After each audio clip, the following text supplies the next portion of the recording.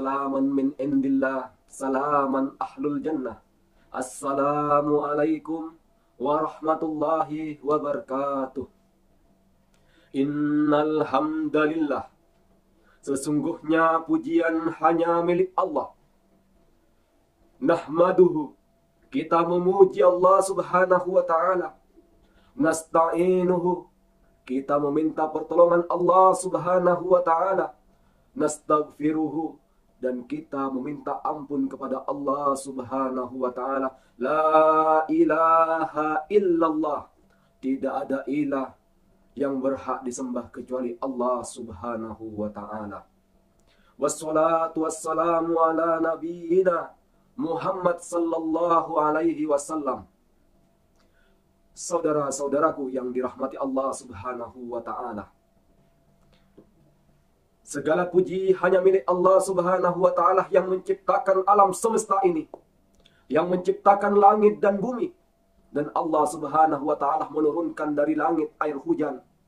Dan dengan air hujan tersebut Allah subhanahu wa ta'ala menumbuhkan berbagai macam tumbuh-tumbuhan, rizki buat kita semuanya. Salawat dan salam kepada Nabi kita Muhammad sallallahu alaihi wasallam, uswatun hasanah, suri tauladan yang baik, yang patut kita contoh baik dari segi perbuatan maupun ucapan Nabi kita Muhammad sallallahu alaihi wasallam.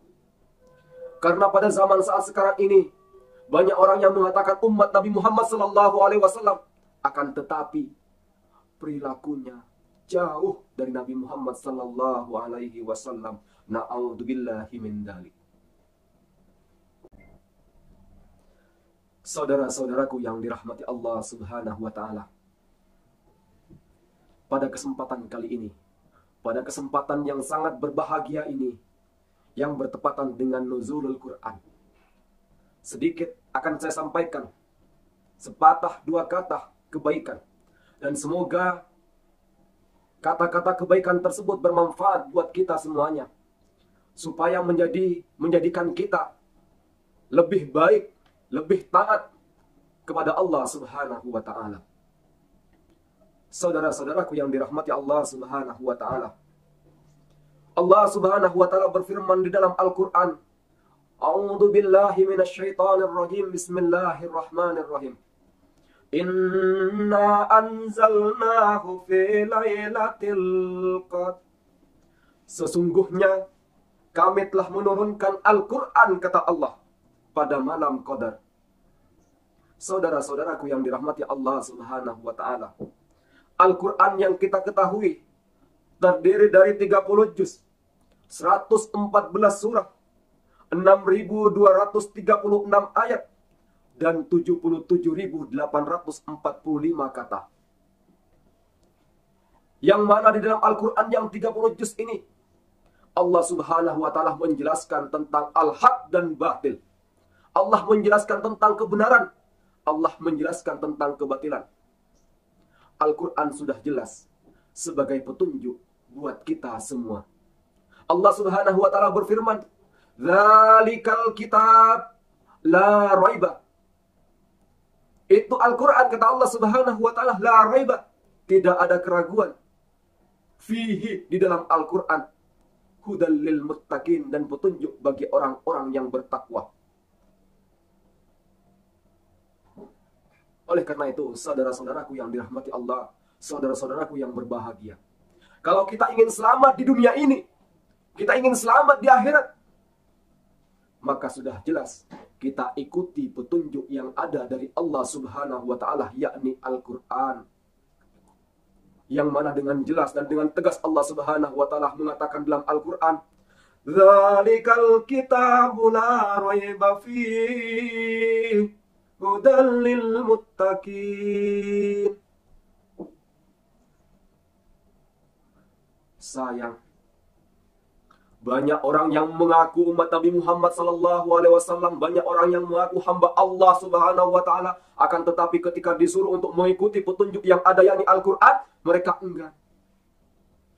Mereka enggan untuk mengikuti Al-Quran. Mereka enggan untuk mengamalkan isi Al-Quran. Mereka enggan untuk mengikuti ajaran Nabi yang tercinta, yakni Nabi Muhammad sallallahu alaihi wasallam. Na'udzubillahi min dzalik. Seharusnya sepantasnya kita ketika kita mengaku hamba Allah Subhanahu wa taala, kita mengaku umat Nabi Muhammad sallallahu alaihi wasallam, ketika dikatakan kepada kita ini Al-Qur'an, petunjuk buat kamu, ya kita ikuti seharusnya, bukan sebaliknya. Kalau kita mengaku cinta kepada Nabi Muhammad sallallahu alaihi wasallam, ikuti apa yang dikatakan Nabi Muhammad, ikuti apa yang dilakukan Nabi Muhammad sallallahu alaihi wasallam, bukan malah sebaliknya.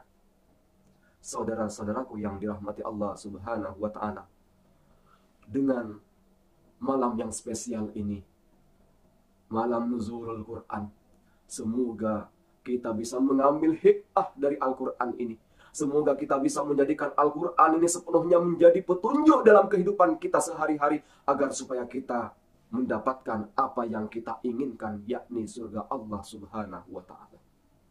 Dengan peristiwa nuzulul Quran ini, semoga kita bisa meneladani Nabi Muhammad SAW sebagai aplikasi dari Al-Quran ini.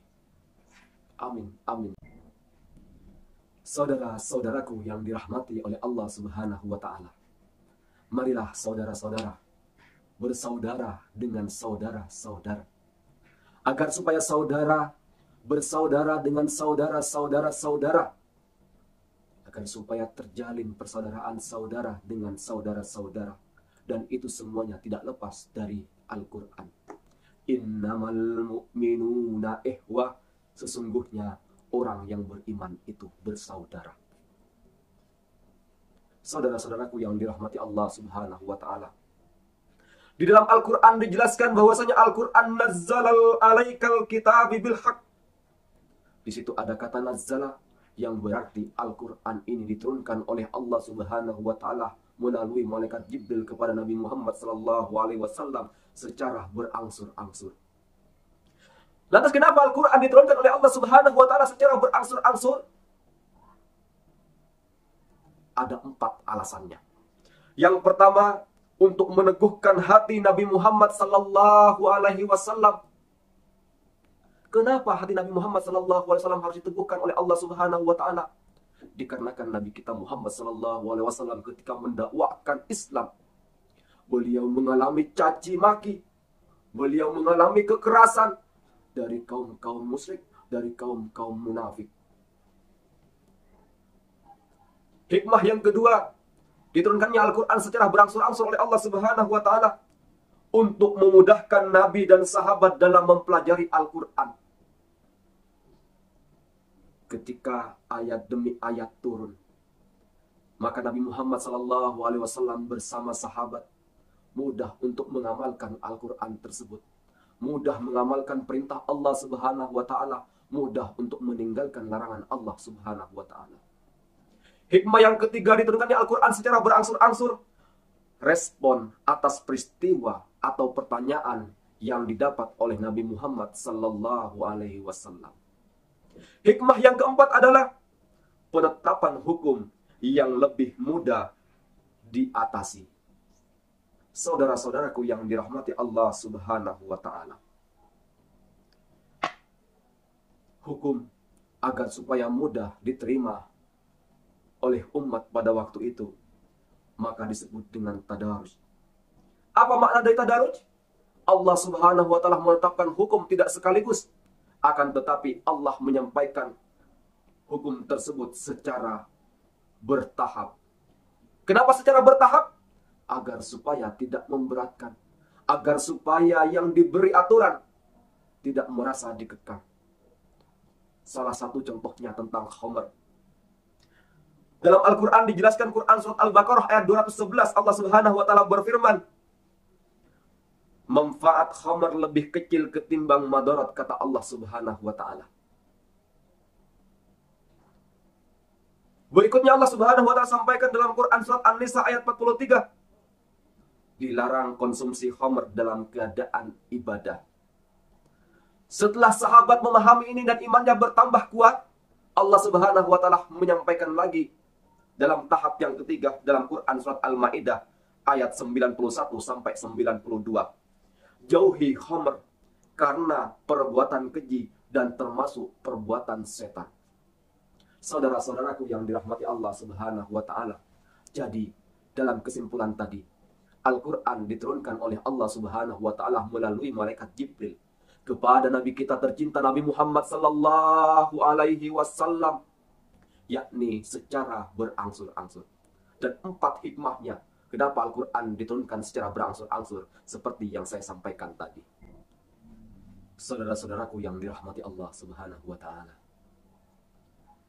dalam hari nuzulul Quran ini kami mengajak kepada saudara-saudara agar supaya menjadikan Al-Quran sebenar-benar petunjuk dalam kehidupan kita sehari-hari, agar tidak terjadi penyesalan dalam diri kita ini, baik penyesalan di dunia maupun penyesalan di akhirat.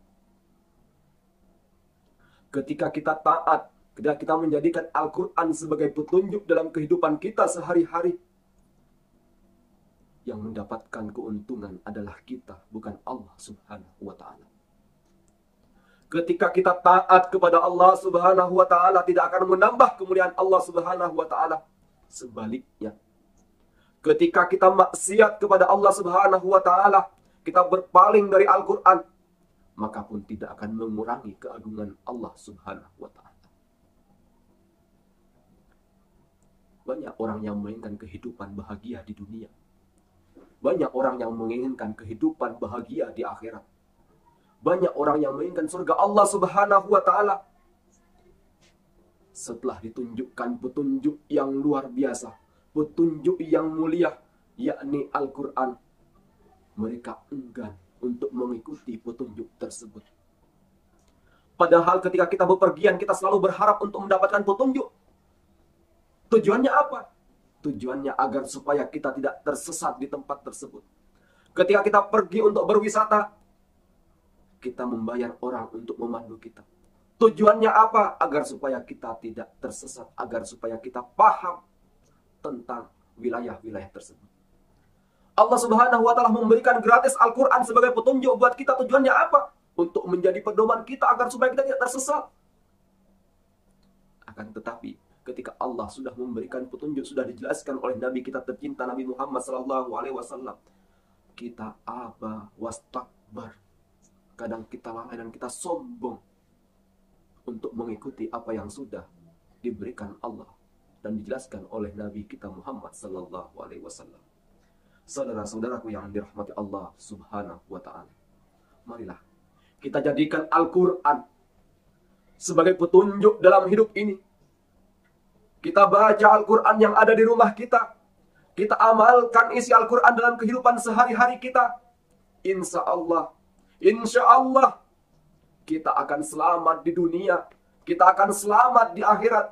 Dan kita akan hidup bahagia di jannah Allah Subhanahu wa Ta'ala.